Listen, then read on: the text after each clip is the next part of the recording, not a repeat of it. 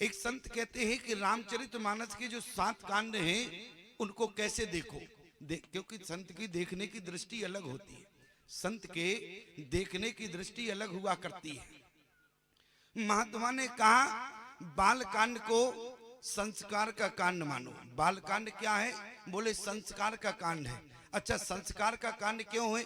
क्योंकि भगवान का जन्म हुआ और जन्म के बाद जो है बोले सबसे पहले भगवान का नाम संस्कार हुआ, फिर जनेऊ संस्कार हुआ, फिर दीक्षा संस्कार हुआ, फिर विवाह संस्कार हुए।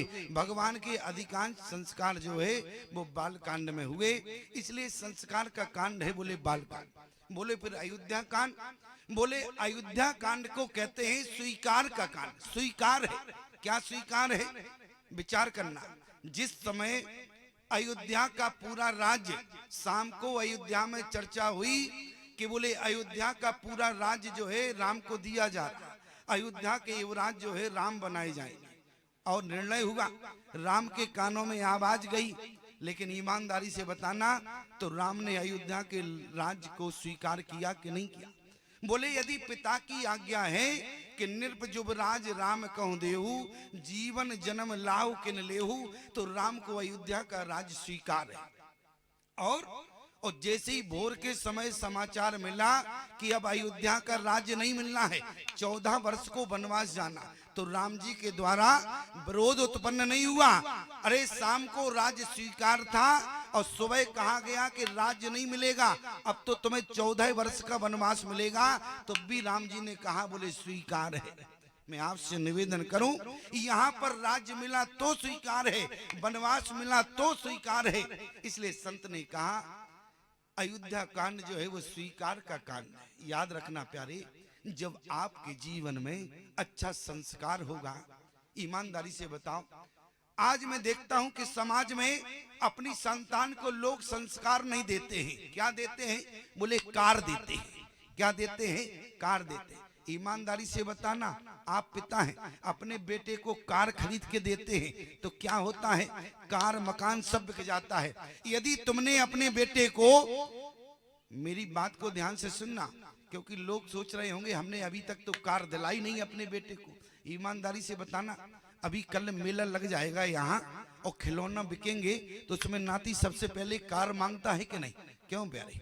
यदि तुम्हारा नाती होगा या बेटा होगा, आप उंगली पकड़ के मेला दिखाने आते हो, मेरा कहने का मतलब है बचपन में तुमने अपने नाती को कार दिलाई, बचपन में तुमने अपने बेटे को कार दी, लेकिन संस्कार नहीं दिया। याद रखना, तुमने तो अपने बेटे को वो कार दी प्यारे जिसका जीवन में यापन नहीं हो सकता। आप कार की जगह अपनी संतान को बचपन में संस्कार देना प्यारे, बचपन में वो तुम्हें कार खड़ी कर देगा। तुमने तो ओरिजिनल कार नहीं दी प्यारे, तुमने तो केवल खिलौना दिया है। यदि तुमने बचपन में अपनी संतान को कार की जगह का संस्कार दिया तो महात्मा गारंटी लेता है कि बचपन में वो तुम्हें ओरिजिनल कार में बिठाएगा। इसलिए प्यारे, संस्कार को महत्व देना, कार को नहीं देना।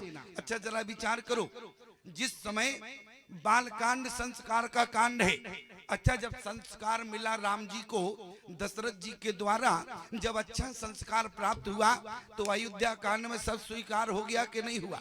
क्यों प्यारे? अच्छा या बुरा स्वीकार किया राम जी ने, ये अयोध्या कांड दर्शाता है। और याद रखना कि जीवन में जब आपको स्वीकार होगा तब आपको जीवन में सत्संग मिलेगा। अरण्य कांड को संत ने कहा है ये सत्संग का कांड है, क्योंकि राम जी जब वन में गए तो प्रभु अगस्त सत्संग बखाना, बोले वहां राम जी को अरण्य कांड में सत्संग मिला। और विचार करना, जब व्यक्ति के जीवन में भरपूर सत्संग मिलता है तो ईमानदारी से बताओ, सत्संग पाकर व्यक्ति के जीवन में सुधार होता कि नहीं होता? सत्संग को पाकर व्यक्ति सुधरता है कि नहीं? जब सत्संग का कांड अरण्य कांड है तो उसके बाद जो कांड आया उसका नाम है किष्किंधा कांड। तो किष्किंधा में क्या हुआ? बोले जब जीवन में सत्संग मिला तो बोले किष्किंधा कांड में सब अपने आप सुधर गए। कौन सुधरे? बोले सबसे पहले तो सुग्रीव सुधर गया, दूसरा बोले बाली सुधर गया। मैं आपसे निवेदन करूं, जीवन में जब आपके सुधार हो जाएगा, किष्किंधा कांड को सुधार का कांड कहते हैं, याद रखना प्यारे। इसके बाद आता है सुंदर कांड, और सुंदर कांड को कहते हैं संवाद। क्यों? क्योंकि जब आपके जीवन में सुधार होगा तो ईमानदारी से बताना, आगे की समस्या को आप विवाद से निपटाएंगे कि संवाद से? पहले संवाद करेंगे कि नहीं करेंगे, इसके बाद में विवाद। और जब संवाद से बात नहीं बनेगी तब आप विवाद से, मेरा मतलब है तब आप विवाद करेंगे। और भगवान ने सबसे पहले संवाद हुआ सुंदर कांड में, विवाद हुआ लंका कांड में, याद रखना।